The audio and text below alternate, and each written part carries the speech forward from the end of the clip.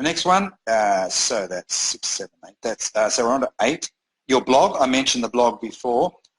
Some people say, "Oh, blogs are not relevant. They're old hat." I think that's wrong. I do. I think it's wrong. I think a blog is just as relevant today as it ever was.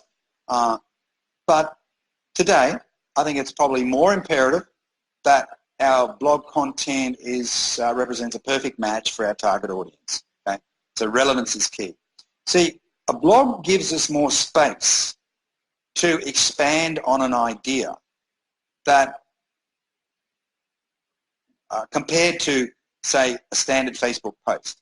Because, see, the problem with Facebook is that most people log into their Facebook account just to see what's going on. It's kind of part social, right? And they've got the attention span of a gnat. That's it. And in some ways that makes it harder for you to build your authority because they're flitting from one thing to another, looking at one guru to another guru, and one expert to another expert, one after another after another. If you can somehow get them onto a blog where you've got a more in-depth exposition of that topic or expansion of that topic, all to the good, all to the good.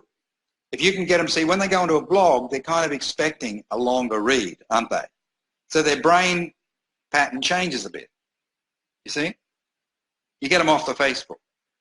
You get them off the merry-go-round. You get them off the silliness, away from that, right? So, and look, you're not looking for everybody. You're just looking for, maybe it's only 1%.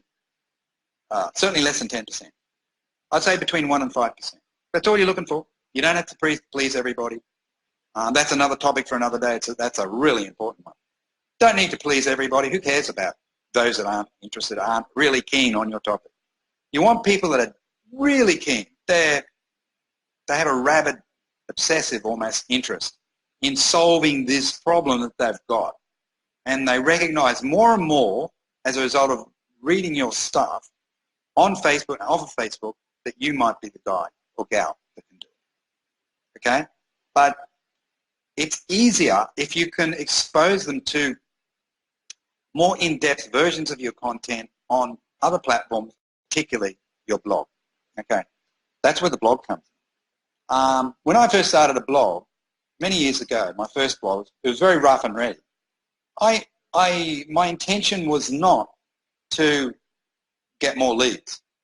In other words, getting a blog post ranked in the search engines, because I knew how hard that was.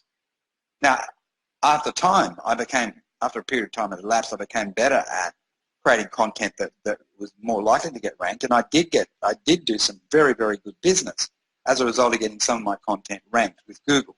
Okay, but that wasn't my original intention. My original intention with my blog was to add to my posture, my credibility, my authority. All right. So it was more of a conversion tool. So I'd be getting leads from other sources anyway, right? I was running ads, I was doing all sorts of things back then. But I always found it difficult to convert people. So it just made sense to me to expose people to more of my content in different forms so that they'd form a positive view about me. And then if I did talk to them on the phone or something like that, they'd be far more receptive to me because credibility and authority had already been established. See?